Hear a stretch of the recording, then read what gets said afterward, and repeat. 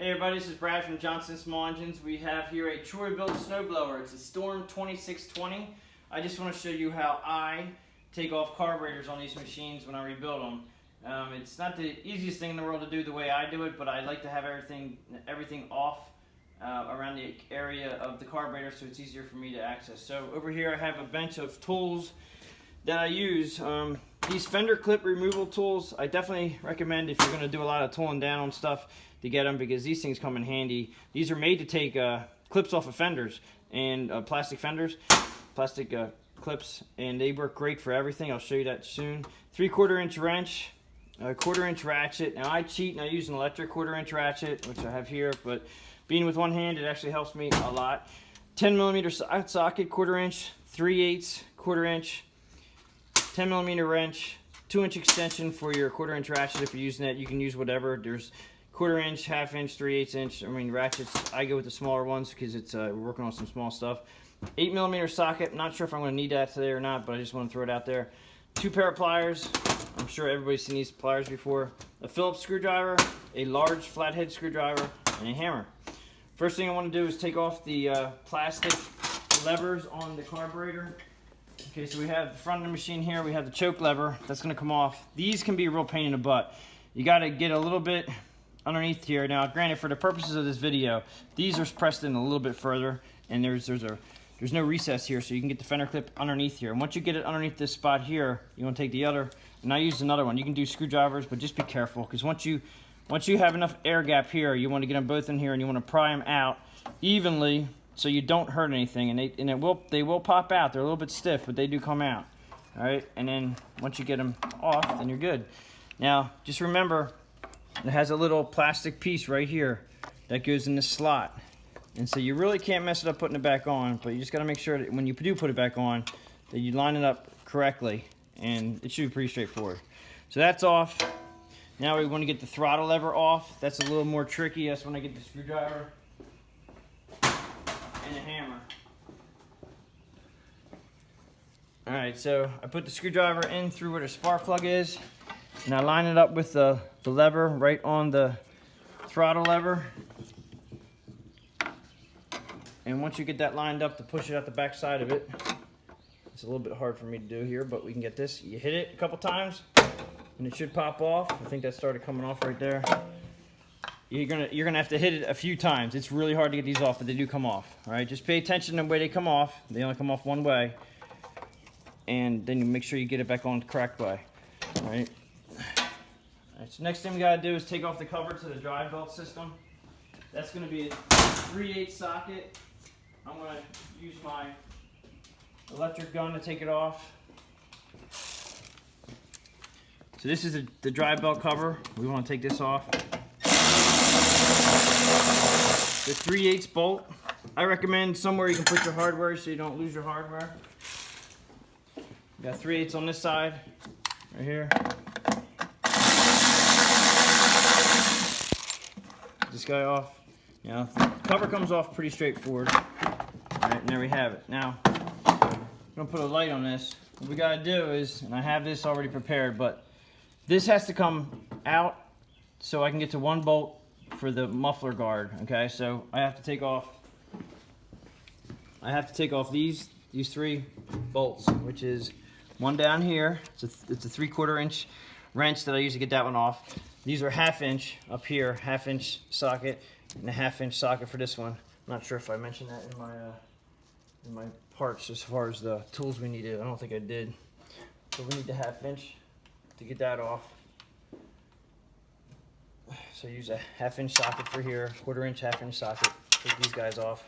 I'll go ahead and take them off now. And basically just use a small ratchet.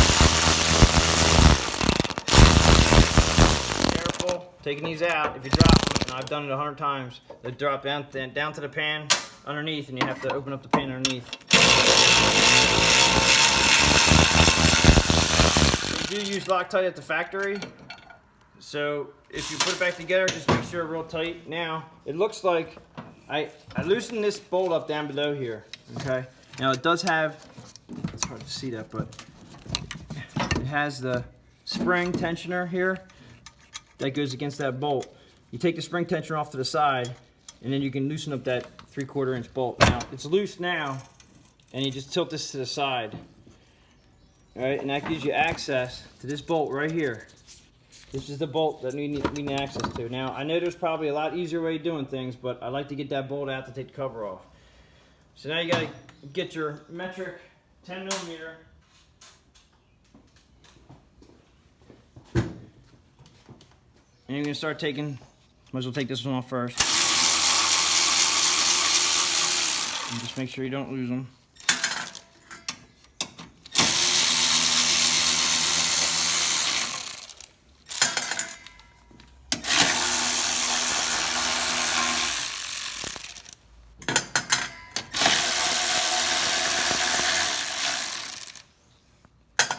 And then we have 2 around the back here. Use a 10mm wrench.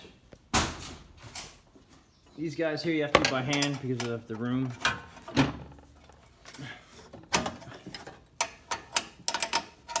And I would take the top one off first.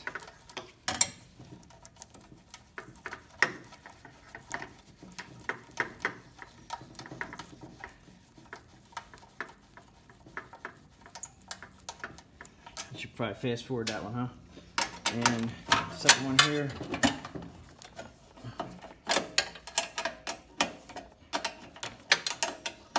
It's going to snug all the way out, but this cable also has to come out just to get it away from there when you take that off.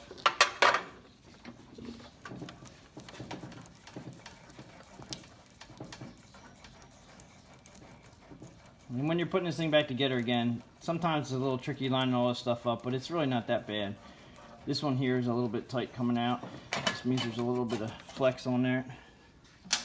Alright, now that top should pop off. And it does, nice and easy. Makes a lot better access to get into that carburetor. I'm also using a bench, a lift, but this is what I do. So that's why I had to lift. Now you have some wires in here. I'm going to get a flashlight up here so you can see it down on the side.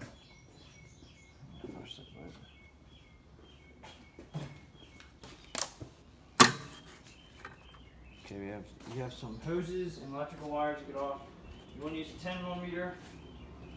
Take those bolts off the top.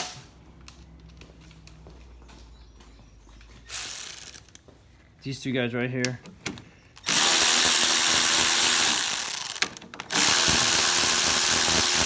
As you can see, there is no air filter because when it snows, there is no dust.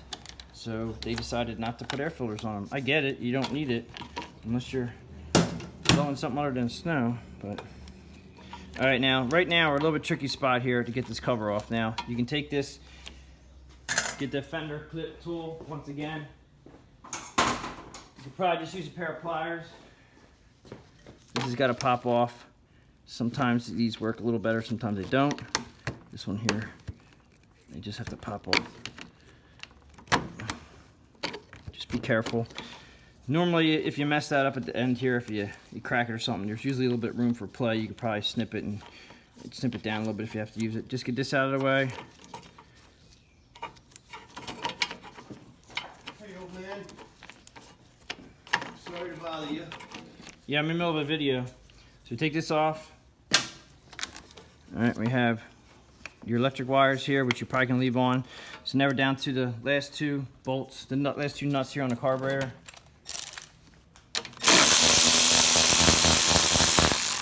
Take these off.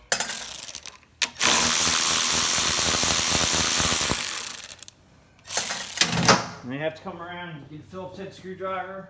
And we're going to take off the starter.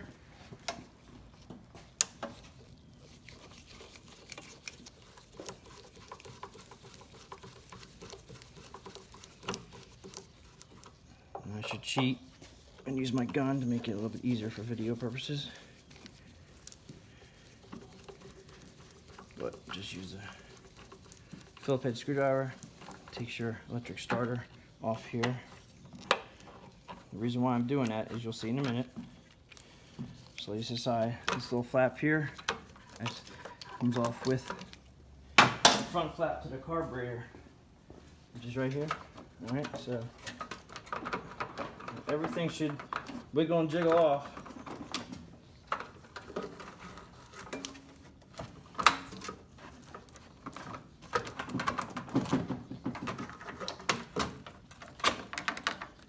Okay, I just right up inside here. You want to pay attention to what you're pulling off here. Now there is also a hose right here. This is the vent that goes into the valve cover. That actually will bolt. It actually doesn't bolt. It slides in under here. It's hard to tell. I'll take this out of its holding spot right here. Once you get this off,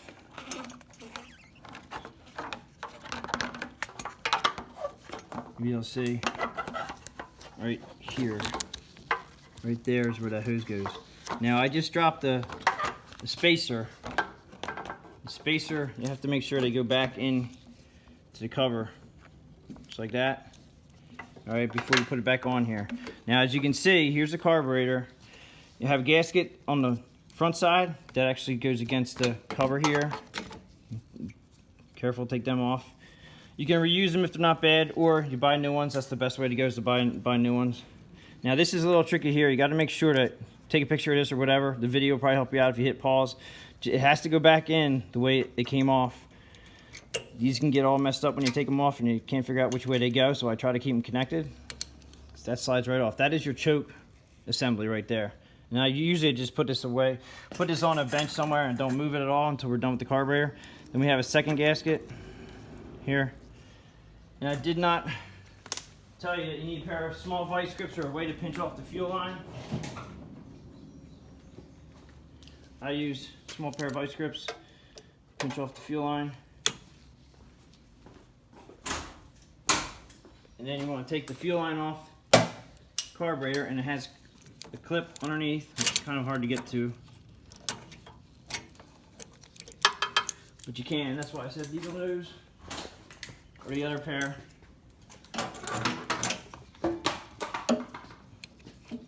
I'm using needle nose to bring it up around where I can use the other pair of pliers to actually push it off.